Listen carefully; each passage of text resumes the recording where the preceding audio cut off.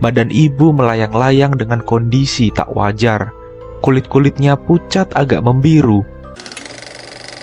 Rani tiba-tiba melompat ke sumur, tepat di depan matanya sendiri. Bias cahaya lampu menampilkan bayangan sosok kakek bungkuk tanpa kepala.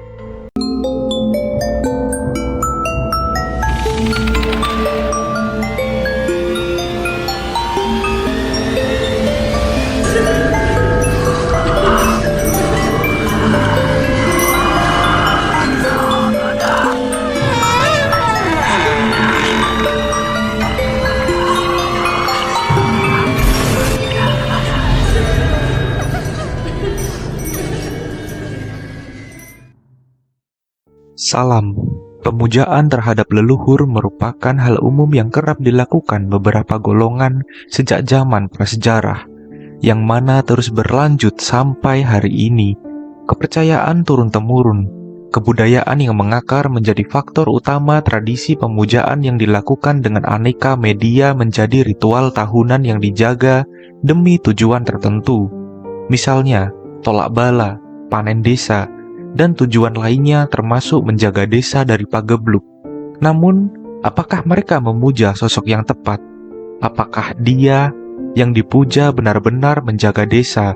Atau justru mereka terbelenggu dalam manipulatif jin yang mengambil keuntungan dengan memanfaatkan kepercayaan manusia?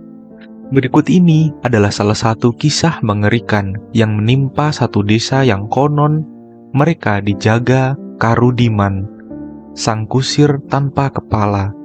Tanpa berlama-lama, mari kita mulai misteri dari sekitar.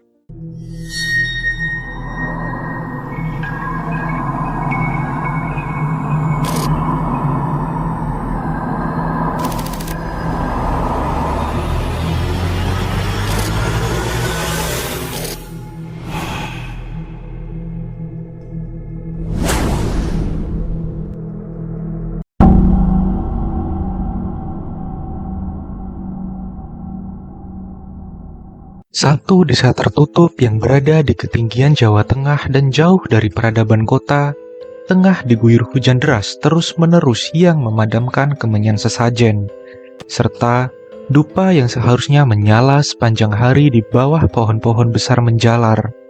Sejak kematian Mbah Apu, tatanan ritual rutin yang dilakukan satu desa menjadi berantakan. Konon, hal tersebut diduga menjadi pemicu kematian beruntun warga desa yang bunuh diri tanpa sebab yang pasti. Patung delman yang menjadi simbol khodam penjaga desa menjelma menjadi momok yang menakutkan. Terus, kamu jangan nyanyi lagu itu lagi, ujar seorang bapak pada anak kecilnya. Kenapa, Pak? pokoknya ndak boleh. Sudah, masuk kamar, tidur sama ibu. Perintah bapak. Raut wajah bapak tampak gelisah. Lagu anak tentang naik kuda delman menjadi lagu yang sejatinya sering diajarkan orang tua pada anak-anaknya untuk dinyanyikan bersama saat upacara ritual adat saparan, ataupun selamatan sedekah bumi yang menjadi acara rutinan desa. Mereka menjunjung sosok makhluk yang dikenal bernama Karudiman, seorang petapa yang moksa saat tengah semedi di hari ke-119. Karudiman hilang begitu saja bersama kudanya dan hanya menyisakan kereta delman yang kini menjadi simbol desa. Sosoknya dipercaya menjadi leluhur desa yang menjaga kemakmuran. Ritual sesembahan untuk Karudiman selalu rutin dilakukan setiap tahun. Jika saja ritual dilewati, maka desa dapat mendadak menjadi kekeringan, tandus, dan warga menjadi gagal panen. Edeng opo, Pak? Ibu menatap bapak yang tampak sedikit keras dan cemas. Kuwi lho Bu, mau bengi anake Pak Manto loro-lorone mati sakwise krungu swara dokar. Bapak membisik agar suaranya tak didengar oleh anak perempuan satu-satunya yang sudah lebih dulu memeluk bonekanya di kamar. Ipendet Karudiman. Dijemput Karudiman. Mendengar nama tersebut, situasi mendadak hening. Ibu melangkah ke kamar meninggalkan bapak di ruang tengah dengan kecemasan yang sama seperti bapak. Sejak meninggalnya Mbah Apu, Karudiman yang sebelumnya dipuja menjelma menjadi teror delman penjemput nyawa yang membuat warga desa tidak berani keluar dan menutup pintu rumah mereka rapat-rapat setelah surup. Tengah malam, kala senyap, suara lonceng delman membangunkan bapak. Betapa terkejutnya dia mendapati anak perempuannya tidak ada di kasur mereka. Bapak membangunkan ibu. Bu, Rani mana? Ibu terbangun gelagapan. Mereka menelisik kamar mencari anak perempuan tersebut. Ibu menelusuri ruang tengah lalu berlanjut memeriksa dapur. Sedangkan bapak mencari ke halaman belakang. Gerimis dan kilatan guntur masih mengerlip di langit gelap. Bapak memeriksa bilik kamar mandi yang terbuat dari anyaman bambu beratap asbes seadanya. Bapak tak menemukan apapun di dalam kamar mandi selain air dalam ember penampung yang menggolak seperti habis dikayuk. Tak jauh dari kamar mandi, ada sumur dan kandang ayam yang tak biasanya ayam-ayam ramai berkokok di tengah malam.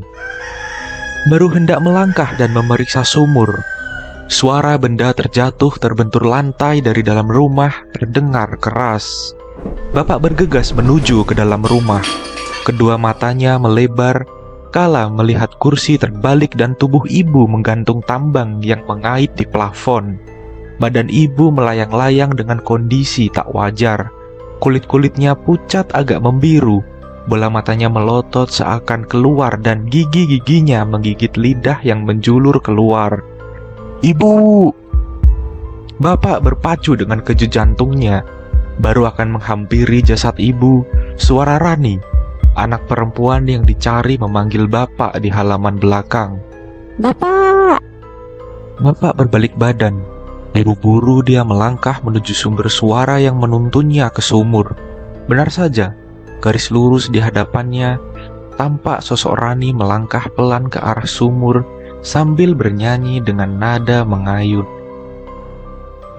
Pada hari Kamis ku turut simbah ke rumah, naik delman Mbah Diman, ku duduk di muka. Lagu anak itu dinyanyikan dengan lirik yang diganti. Lalu, dari kejauhan terdengar suara kaki-kaki kuda dan lonceng kereta delman menuju mendekat. Bapak panik. Raut wajahnya cemas ketakutan. Kaki-kakinya tampak melemas. Dia mengumpulkan sisa-sisa tenaganya untuk berlari menuju sang anak yang terus berjalan ke mulut sumur, yang mana di saat bersamaan suara lonceng delman tersebut juga kian mendekat. Namun, dia terlambat 3 langkah di belakang. Rani tiba-tiba melompat ke sumur, tepat di depan matanya sendiri. Rani! Bapak berteriak histeris. Dari belakang bapak berjalan, sosok kakek bungkuk dengan langkah menyeret. Bapak yang menyadari keberadaan sosok tersebut mendekat padanya seketika mematung. Napasnya tersengal. Bapak tak cukup berani untuk menoleh. Saat sosok itu tepat di belakangnya, bias cahaya lampu menampilkan bayangan sosok kakek bungkuk tanpa kepala. Secara mengejutkan, seutas tambang membekap leher bapak. Kakek bungkuk itu menyeret bapak yang terkapar di tanah.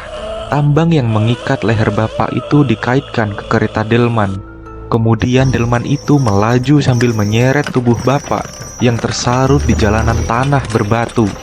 Sosok itu bersenandung lagu anak naik delman yang tadi dinyanyikan oleh Rani dengan alunan nada yang pelan dan mengayun. Seraya lagu tersebut tak ubahnya mengiringi bapak dijemput kematian. Terima kasih telah mendengarkan episode perdana Misteri dari Sekitar. Jangan lupa like, komen, dan subscribe. Sampai ketemu di Misteri dari Sekitar lainnya.